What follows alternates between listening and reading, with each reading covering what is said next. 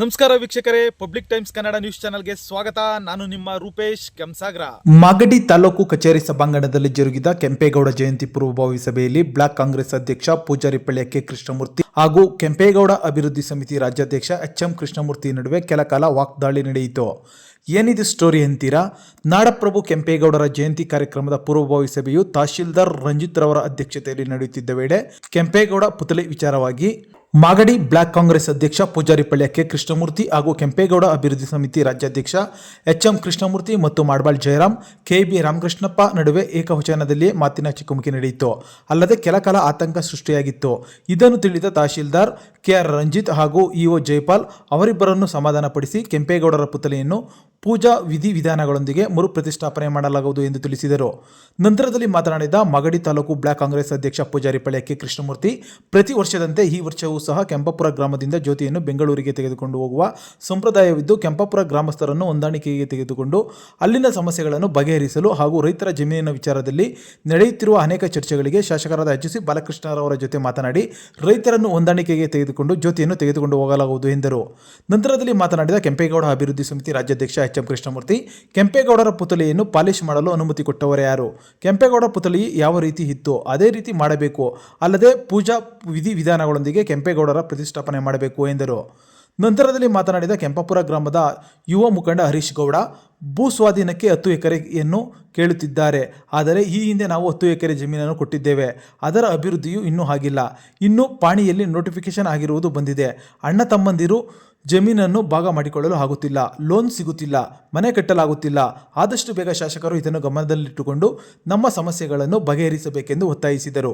ಈ ಸಂದರ್ಭದಲ್ಲಿ ಬಿಇಒ ರಾಜೇಗೌಡ, ಪುರಸಭಾ ಮುಖ್ಯಾಧಿಕಾರಿ ಶ್ರೀನಿವಾಸ್, ಸರ್ಕಾರಿ ನೌಕರರ ಸಂಘದ ಮಾಗಡಿ ತಾಲೂಕು ಅಧ್ಯಕ್ಷ ಜಯರಾಮ್, ಕೆಂಪಾಪುರ ಗ್ರಾಮಸ್ಥರಾದ ವಿಜಯ್ ಕುಮಾರ್, ರಾಮಣ್ಣ, ರಾಮಯ್ಯ, ನರಸಿಂಹಮೂರ್ತಿ, ರಂಗಸ್ವಾಮಿ, ನಾಗರಾಜ್, ಕರ್ನಾಟಕ ನವನಿರ್ಮಾಣ ವೇದಿಕೆ ರಾಜ್ಯಾಧ್ಯಕ್ಷ ರಾಜಣ್ಣ, ಮಾಂತೇಶ್, ಜಿಲ್ಲಾಧ್ಯಕ್ಷೆ ಮೀನಾ ಗಂಗರಾಜ್, ಗಂಗಾಮಣಿ, ಗೌರಿದಾಸ್ ಸೇರಿದಂತೆ ಅನೇಕ ಸಂಘಟನೆಯ ಮುಖಂಡರು ಇದ್ದರು.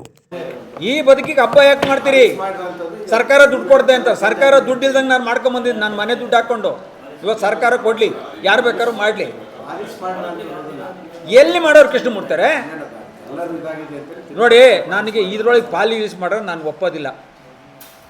ಯಾಕೆ ನೋಡ್ರಿ, ಮಾಡ್ದೋನಿಗೆ ಗೊತ್ತು ನೋವು ಎಷ್ಟು ಅಂತ. ತಿಪ್ಪೆ ಸಾರ್ಸೋನ್ಗೆ ಏನು ಗೊತ್ತ್ರಿ?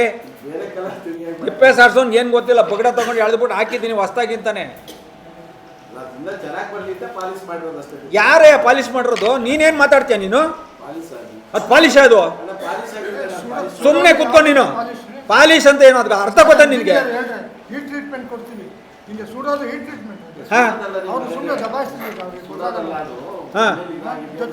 ನೋಡಿ, ಇದ್ರೊಳಗೆ ನೀವು ವಕಾಲತ್ ಹಾಕ್ಬೇಡಿ. ನೀವು ಬೇಕಾದ್ರೆ ಇನ್ನೂ ಬೇಕಾದ್ರೆ ಬರ್ರು ಮಾಡ್ಕೊಳ್ಳಿ. ಇನ್ನೇನ್ ಮಾಡ್ಬೇಕು?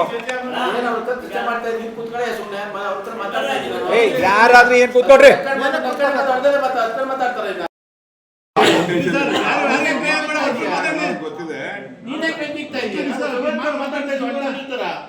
ನೀನೇ ಬೆಂಕಿಗ್ತಾ ಇದೆ, ಕುತ್ಕೊಂಡು ಮುಚ್ಕೊಂಡೆ.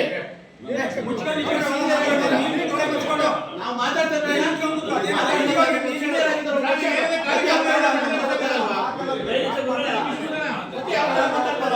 ನಾವು ಯಶಸ್ವಿ ಆಗ್ಬೇಕು ಅಂತ ಹೇಳಿ ಸುಮಾರು ಮಾತಾಡ್ತಾ ಇದೀವಿ. ಈಗ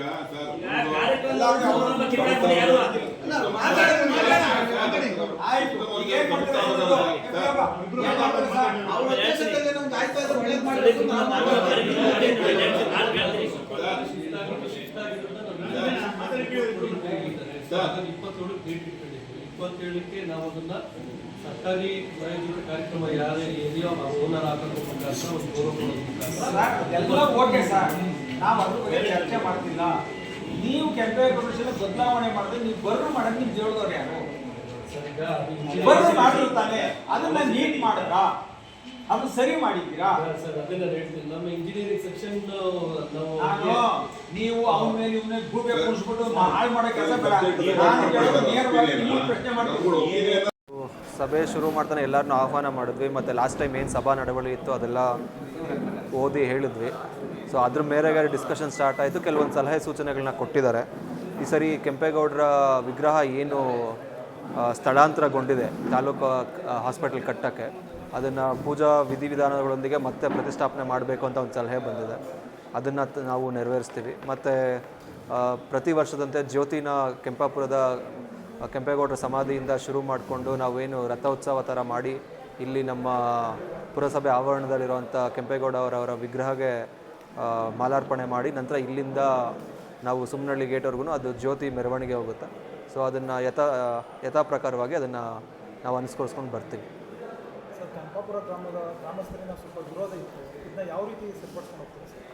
ಅದು 10 ಎಕರೆ ಅವರ ಒಪ್ಪಿಗೆ ತಗೊಳ್ಳದೆ ಇದಾಗಿದೆ ಅಂತ ಒಂದು ಆರೋಪ ಮಾಡಿದ್ದಾರೆ.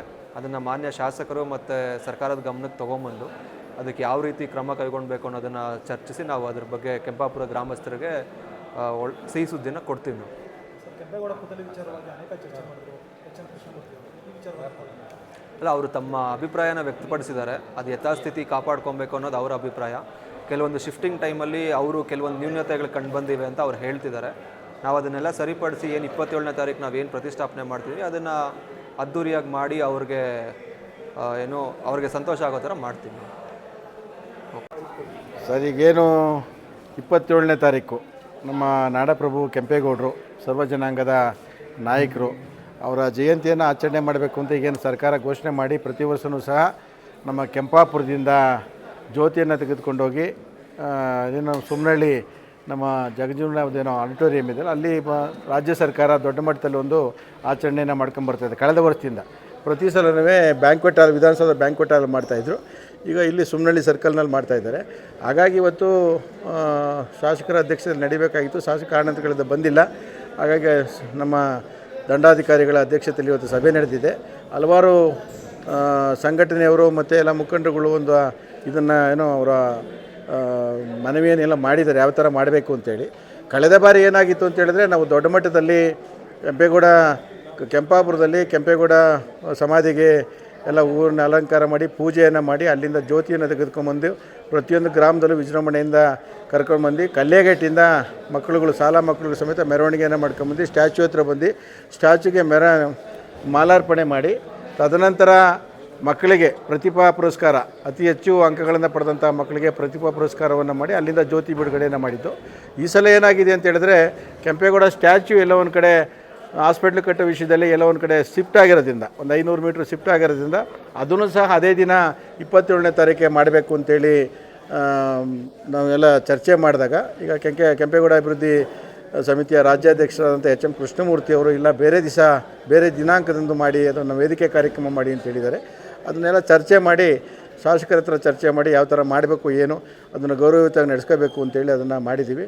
ಸುಮ್ಮನೆ ಇಲ್ಲ ಸಲದ ಏನಾಗುತ್ತೆ ಅಂದರೆ ಈಗ ಸುಮ್ಮನೆ ಅಪಪ್ರಚಾರಗಳು ಎಲ್ಲ ಒಂದು ಕಡೆ ಸ್ಟ್ಯಾಚ್ಯೂಗೆಲ್ಲ ಒಂದು ಕಡೆ ಕೆಟ್ಟ ಪದಗಳು ಇಲ್ಲ. ಯಾವುದೇ ಕಾರಣಕ್ಕೂ ಕೆಂಪೇಗೌಡರು ನಾಡಪ್ರಭು ಅವ್ರಿಗೆ ಗೌರವಯುತವಾಗಿ ನಡೆಸ್ಕೋಬೇಕಾಗಿದೆ, ನಡೆಸ್ಕೊಂಡಿದ್ದಾರೆ. ಎಲ್ಲ ಒಂದು ಕಡೆ ಪಾಲಿಸ್ ಮಾಡೋ ಟೈಮಲ್ಲಿ ಅದೇನಾಗಿದೆ, ಯಾರೋ ಕಿಡಿಗೇಡಿಗಳೇನು ಮಾಡಿದ್ದಾರೆ ಅಂದರೆ ಬೇಕು ಅಂತಲೇ ಅದೆಲ್ಲೋ ಕೆಳಗಡೆ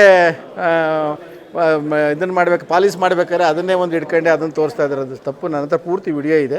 ಆ ಕಲರ್ ಈಗ ತೋರಿಸ್ತೀನಿ ನಾನು ಜಯರಾಮಣ್ಣವ್ರಿಗೆ ಮತ್ತು ಎಚ್.ಎಂ. ಕೃಷ್ಣಮೂರ್ತಿ ಅಣ್ಣನಿಗೂ ತೋರಿಸಿದ್ದೀವಿ. ಅದೇನಂದ್ರೆ ಪಾಲಿಸ್ ಆಗಲಿ, ಕ್ಲೀನಾಗಿರುತ್ತೆ, ಪಾಲಿಸ್ ಮಾಡಿಸೋಣ ಅಂತ ಪಾಲಿಸ್ ಮಾಡಬೇಕಾದ್ರೆ ಅದಾಗಿರೋದು ಬಿಟ್ಟರೆ ದುರುದ್ದೇಶದಿಂದ ಯಾವುದೇ ಕಾರಣಕ್ಕೂ ಏನೂ ಮಾಡಿಲ್ಲ. ಲಾಸ್ಟ್ ಟೈಮು ಶಾಸಕರ ಅಧ್ಯಕ್ಷತೆಯಲ್ಲಿ ವಿಜೃಂಭಣೆಯಿಂದ ಅತಿ ಗ್ರ್ಯಾಂಡಾಗಿ ಅಂದರೆ ವಿಜೃಂಭಣೆಯಿಂದ ನಾವು ಒಂದು ಇದನ್ನು ಜ್ಯೋತಿಯನ್ನು ಕಳಿಸ್ಕೊಟ್ಟಿದ್ದು. ಆಗಲೂ ಸಹ ನಮ್ಮ ಕೆಂಪಾಪುರದ ಎಲ್ಲ ಗ್ರಾಮಸ್ಥರು ಸಹ ಭಾಗವಹಿಸಿ ಕಳೆದ ಬಾರಿಯೂ ಸಹ ಏನೀಗ ಕೆಂಪಾಪುರದ 10 ಎಕರೆ ನೋಟಿಫಿಕೇಷನ್ ಮಾಡಿ ಅದನ್ನು ಅಭಿವೃದ್ಧಿ ಮಾಡಬೇಕು ಅಂತ ಹೊರಟಿದ್ದಾರೆ.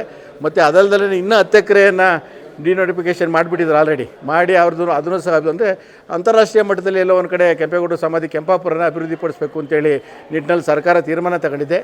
ಇವತ್ತು ಸಹ ನಮ್ಮ ಮುಖಂಡರಾದಂಥ ಹರೀಶ್ ಅವರು ಮತ್ತು ಎಲ್ಲ ಗ್ರಾಮಸ್ಥರುಗಳು ಬಂದು ಬೇಡ, ಅದು 10 ಎಕರೆಲೇ ಮಾಡಿ, ಇನ್ನೂ 10 ಎಕರೆ ಮಾಡೋದು ಬೇಡ, ನಮ್ಮ ಜನಗಳು 5 ಎಕರೆ 5 ಗುಂಟೆ 10 ಗುಂಟೆ ಜಮೀನು ಇಟ್ಕೊಂಡಿವಿ, ದಯವಿಟ್ಟು ಬೇಡ ಅಂತೇಳಿ ಅವರು ಸಹ ಒಂದು ಮನವಿಯನ್ನು ಮಾಡ್ತಾ ಇದ್ದಾರೆ. ಅದನ್ನು ಸಹ ಶಾಸಕರ ಗಮನಕ್ಕೆ ತರ್ತೀವಿ. ಇದೆಲ್ಲ ಚರ್ಚೆ ಆಗಿರೋ ಸಹ ರಾಜ್ಯ ಮಟ್ಟ ಸರ್ಕಾರ ಮಟ್ಟದಲ್ಲಿ ಇರೋವಂಥದ್ದು, ಅದನ್ನು ಸಹ ಚರ್ಚೆಗೆ ತರ್ತೀವಿ. ಈ ಬಾರಿಯೂ ಸಹ ವಿಜೃಂಭಣೆಯಿಂದ 27ನೇ ತಾರೀಕು ವಿಜೃಂಭಣೆಯಿಂದ ಮಾಡಬೇಕು ಅನ್ನೋ ನಿಟ್ಟಿನಲ್ಲಿ ಹೊರಟಿದ್ದೀವಿ. ಅದಲ್ಲದೆ ನಾಳೆ ಒಂದು ಸಭೆಯನ್ನು ಮಾಡಿ ಇಲ್ಲಿಂದ ಸುಮಾರು ಬೈಕ್ ರ್ಯಾಲಿ, ಸುಮಾರು ಸಾವಿರಾರು ಬೈಕ್ಗಳನ್ನ ಸಮೇತ ಕೆಂಪೇಗೌಡ ಜ್ಯೋತಿನ ತೆಗೆದುಕೊಂಡು ಹೋಗಬೇಕು ಅನ್ನೋ ಕಾರ್ಯಕ್ರಮವನ್ನು ಮಾಡ್ಕೊಂಡಿದ್ದೀವಿ. ಇದೆಲ್ಲ ಇಷ್ಟು ಚರ್ಚೆ ನಡೆದಿದೆ. ಶಾಸಕರ ಹತ್ರ ಅಂತಿಮವಾಗಿ ಶಾಸಕರ ಹತ್ರ ಚರ್ಚೆ ಮಾಡಿ ಯಾವ ಥರ ಕಾರ್ಯಕ್ರಮಗಳನ್ನು ಮಾಡಬೇಕು, ಸಂಘಟನೆಗಳೆಲ್ಲ ಸೇರ್ಕೊಂಡು ಯಾವ ಥರ ಮಾಡಬೇಕು ಅನ್ನೋದನ್ನ ಅಂತಿಮವಾಗಿ ಒಂದು ನಿರ್ಧಾರವನ್ನು ತೆಗೆದುಕೊಳ್ತೀವಿ. ಗ್ರಾಮಸ್ಥರನ್ನ ಆಹ್ವಾನ ಮಾಡಿದರು. ನಾವು ಗ್ರಾಮಸ್ಥರ ಪರವಾಗಿ ನಾವೆಲ್ಲ ಕೇಳಿದ್ದು ಒಂದೇ, ಹೋದ ಸರಿ ಅಕ್ವೈರ್ ಮಾಡ್ಕೋತೀವಿ ಅಂತ ಇನ್ನೂ 10 ಎಕರೆ ತಗೊಂಡಿದ್ದಾರೆ ಆಲ್ರೆಡಿ, ಇನ್ನೂ 10 ಎಕರೆ ಅಕ್ವೈರ್ ಮಾಡ್ತೀವಿ ಅಂತ ಬಂದಿದ್ದರು. ನಾವು ಸರಿ ಸತ್ಯಾಗ್ರಹ ಮಾಡ್ತೀವಿ ಅಂತ ಹೇಳ್ಬಿಟ್ಟು ನಾವು ಜ್ಯೋತಿ ತಗೊಂಡೋಗಿ ಬಿಡೋದಿಲ್ಲ ಅಂತೇಳಿ ನಾವು ಇದು ಮಾಡಿದ್ವಿ. ಲಾಸ್ಟ್ ಟೈಮ್ MLA ಸಾಹೇಬರು ಮತ್ತು ತಾಲೂಕು ಆಡಳಿತ, ಜಿಲ್ಲಾಡಳಿತ ಎಲ್ಲ ಬಂದು ನಮ್ಮನ್ನು ರಿಕ್ವೆಸ್ಟ್ ಮಾಡಿ ಯಾವುದೇ ಕಾರಣಕ್ಕೂ ಬೇಡ, ರೈತರಿಗೆ ತೊಂದರೆ ಕೊಡದಲ್ಲೇ ಮಾಡ್ಕೊಂಡು ಹೋಗ್ತೀವಿ, ನೀವು ಜ್ಯೋತಿ ತಗೊಂಡೋಗಿ ಬಿಡಿ ಅಂತ ಹೇಳಿದರು. ಸರಿ ಅಂತೇಳಿ ನಾವು ಅವತ್ತು ಎಲ್ಲರೂ ಒಪ್ಪಿ ಜ್ಯೋತಿ ತಗೊಂಡೋಗಿ ಯಾವುದೇ ತೊಂದರೆ ತಾಪಲ್ಲ ನಾವು ಜೊತೆ ಸೇರಿಕೊಂಡು ಜ್ಯೋತಿ ತಗೊಂಡೋಗಿ ಬಿಟ್ಕೊಟ್ವಿ. ಮತ್ತು ಇತ್ತೀಚಿನ ದಿನಗಳಲ್ಲಿ ಪಾಣಿಗಳಿಗೆ ನೋಟಿಫಿಕೇಷನ್ ಆಗಿರೋದು ಎಂಟ್ರಿ ಆಗಿದೆ. ಈ ನೋಟಿಫಿಕೇಷನ್ ಎಂಟ್ರಿ ಆಗಿರೋದ್ರಿಂದ ನಮ್ಗೆ ಎಷ್ಟು ತೊಂದರೆ ಆಗ್ತಾಯಿದೆ ಅಂದರೆ, ಅಣ್ಣ ತಮ್ಮದಿರು ಡಿವೈಡ್ ಮಾಡ್ಕೊಳಕ್ಕಾಗ್ತಾಯಿಲ್ಲ, ಲೋನ್ ಸಿಗ್ತಾಯಿಲ್ಲ, ಆಮೇಲೆ ಅಲ್ಲಿ ಮನೆ ಕಟ್ಟೋಕ್ಕಾಗ್ತಾಯಿಲ್ಲ, ಏನೂ ನಾವು ಮಾಡದಂಥ ಪರಿಸ್ಥಿತಿಲಿ ಬಂದಿದ್ದೀವಿ. ಒಂದು ಟ್ರಾನ್ಸಾಕ್ಷನ್ ಆಗ್ತಾಯಿಲ್ಲ, ಏನೂ ಮಾಡದ ಪರಿಸ್ಥಿತಿಲಿ ಬಂದಿದ್ದೀವಿ. ಈಗ ಅದಕ್ಕೆ ನಾವು ಈ ಸಭೆ ಒಳಗಡೆ ಕೇಳ್ತಾ ಇದ್ದೀವಿ, ಶಾಸಕರು ಗಮನಕ್ಕೆ ತಗೊಂಬನ್ನಿ, ಆಮೇಲೆ ಅಧಿಕಾರಿಗಳಿಗೆ ಗಮನಕ್ಕೆ ತಗೊಂಬನ್ನಿ, ಸರ್ಕಾರ ಗಮನಕ್ಕೆ ತಗೊಂಬನ್ನಿ. ನಾವು ಈ ತೊಂದರೆ ಒಳಗಡೆ ಕೆಂಪೇಗೌಡರು ನಾವು ಉಳಿಸ್ಕೊಂಬಂದು 400-500 ವರ್ಷದಿಂದ ಉಳಿಸ್ಕೊಂಬಂದು ನೀವು ಇವತ್ತು ನಮ್ಮನ್ನ ಈ ಪರಿಸ್ಥಿತಿ ತಮ್ಮ ದಿಕ್ಕಿದೆಯಲ್ಲ ರೈತರನ್ನ, ಸರ್ಕಾರ ಇದು ನಾವು ಮಾಡ್ತಾ ಇರೋದು ದೌರ್ಜನ್ಯ ಅಲ್ವಾ? ಇವಾಗ ಕೆಂಪೇಗೌಡರಿಗೆ ನಾವು ಹೆಂಗೆ ಜ್ಯೋತಿ ಕೊಟ್ಟು ಕಳಿಸೋದು? ಸಂತೋಷದಿಂದ ನಾವು ಮಾಡಬೇಕಾದಂಥ ಕಾರ್ಯಕ್ರಮದಲ್ಲಿ ಇವತ್ತು ನಾವು ಬೇಸರದಿಂದ ನಾವು ಏನಕ್ಕೆ ಬೇಕು, ನಮ್ಮ ಕೆಂಪೇಗೌಡರ ಸಮಾಧಿ ಯಾಕಪ್ಪ ನಮ್ಮ ಊರ ಸಿಕ್ತು ಅನ್ನೋ ಪರಿಸ್ಥಿತಿಯಲ್ಲಿ ನೀವು ಮಾಡಿಟ್ಟಿದ್ದೀರಲ್ಲ, ರೈತರುಗಳು ಎಲ್ಲೋಗ್ಬೇಕು? ಇರೋದು 10 ಗುಂಟೆ 5 ಗುಂಟೆ ಜಾಗ ಮಾಡಿಕೊಂಡಿದ್ದೀವಿ. ನಾವು ಅದಕ್ಕೆ ರಿಕ್ವೆಸ್ಟ್ ಮಾಡಿ ಕೇಳ್ತಾ ಇದ್ದೀವಿ, ದಯವಿಟ್ಟು ಇರೋ 10 ಎಕರೆಗಳು ಏನು ನಾವು ಕೊಟ್ಟಿದ್ದೀವೋ ಅದನ್ನೇ ನ್ಯಾಷನಲ್ ಲೆವೆಲ್, ಇಂಟರ್ನ್ಯಾಷನಲ್ ಲೆವೆಲ್ ಮಾಡ್ತೀರಾ ಮಾಡಿ. ಅಭಿವೃದ್ಧಿ ಕೆರೆ ಇದೆ, ಕೆರೆ ಅಭಿವೃದ್ಧಿ ಮಾಡಿ, 30 ಎಕರೆ ಇದೆ, ರೋಡ್ ಅಭಿವೃದ್ಧಿ ಮಾಡಿ. ಇದನ್ನೆಲ್ಲ ಮಾಡ್ದಲ್ಲೇ ನೀವು ಸುಮ್ಮನೆ ಇನ್ನೂ 10 ಎಕರೆ ಬೇಕು ಅಂತೇಳಿ ರೈತರ ಮೇಲೆ ನೀವು ಈ ಥರ ಮಾಡೋದು ಸರಿಯಲ್ಲ ಅಂತ ನಾವು ಇವತ್ತು ಸಹ ರಿಕ್ವೆಸ್ಟ್ ಮಾಡ್ಕೊತಾ ಇದ್ದೀವಿ. ಇದನ್ನು ತಿರ್ಗಾ ಮತ್ತೆ ಮುಂದಿನ ದಿನಗಳಲ್ಲಿ ಇದೇ ಥರ ಮುಂದುವರಿಸಿದ್ರೆ ನಾವು ಉಪವಾಸ ಸತ್ಯಾಗ್ರಹ ಮಾಡಿ ನಾವು ಜೀವ ಹೋಗೋಕ್ಕೂ ನಾವು ರೆಡಿ ಇದ್ದೀವಿ. ಕೆಂಪೇಗೌಡರು ನಾವು ಉಳಿಸ್ಕೊಂಬಂದಿದ್ದಕ್ಕೆ ಇವತ್ತು ನೀವು ಈ ಪರಿಸ್ಥಿತಿ ಕೊಟ್ಮೇಲೆ ನಮ್ಮ ಜೀವನೇ ಹೋಗಲಿ ತೊಂದರೆ ಇಲ್ಲ, ನಮ್ಮದು ಅಲ್ಲಿ ಜೀವ ಹೋಗಲಿ, ನಾವು ಯಾವುದೇ ಕಾರಣಕ್ಕೂ ಭೂಮಿ ಅಂತೂ ಕೊಡೋದಿಲ್ಲ. ಇರೋದು ಏನು 10 ಎಕರೆ ನಾವು ಪ್ರೀತಿಯಿಂದ ನಾವು ಕೆಂಪೇಗೌಡರ ಸಮಾಧಿಗೆ ಅಭಿವೃದ್ಧಿ ಆಗಲಿ ಅಂತ ಕೊಟ್ಟಿದ್ದೀವಿ, ಅಭಿವೃದ್ಧಿ ಮಾಡಿ, ನಮಗೆ ತೊಂದರೆ ಕೊಡಬೇಡಿ. ನಾವು ಅದರಿಂದ ಇವತ್ತು ರಿಕ್ವೆಸ್ಟ್ ಮಾಡಿದ್ದೀವಿ, ಎಲ್ಲ ಗಮನಕ್ಕೆ ತಗೊಂಬಂದು ನಾವು ಹೇಳ್ತೀವಿ ಅಂತ ಹೇಳಿದ್ದಾರೆ. ದಯವಿಟ್ಟು ತಂದು ಇದನ್ನು ಹೇಳಲಿಲ್ಲ ಅಂದರೆ ಮುಂದಿನ ದಿನಗಳಲ್ಲಿ ನಾವು ಯಾವುದೇ ಕಾರಣಕ್ಕೂ ಉಪವಾಸ ಸತ್ಯಾಗ್ರಹ ಮಾಡ್ತೀವಿ. ಹಾಗೂ ಕೆಂಪೇಗೌಡ ಜಯಂತಿ ದಿನವೂ ಸಹ ನಾವು ಉಪವಾಸ ಸತ್ಯಾಗ್ರಹ ಮಾಡ್ತೀವಿ ಅಂದರೆ ಅದಕ್ಕೆ ಮುಂಚೆ ನಾವು ಯಾವ್ದಕ್ಕೂ ತಿಳಿಸಿ ಅಂತ ಹೇಳಿದ್ದೀವಿ. ಸಾಹೇಬ್ರ ಹತ್ರ, MLA ಸಾಹೇಬ್ರ ಹತ್ರ ಮತ್ತು ಸರ್ಕಾರದ ಹತ್ರ ಮಾತಾಡಿ ಅಂತ ಹೇಳಿದ್ದೀವಿ. ಆಯಿತು ಅಂತ ಹೇಳಿದ್ದಾರೆ. ದಯವಿಟ್ಟು ಇದನ್ನು ಮನದಲ್ಲಿ ತಗೊಂಡು ನಮಗೆ ತಿಳಿಸ್ಕೊಡ್ತಾರೆ ಅಂತ ಭಾವಿಸಿದ್ದೀವಿ. ನಿರಂತರ ಸುದ್ದಿ ಸಮಾಚಾರಕ್ಕಾಗಿ ವೀಕ್ಷಿಸಿ ನಿಮ್ಮ public times Kannada news channel ಅನ್ನ. ವಂದನೆಗಳು.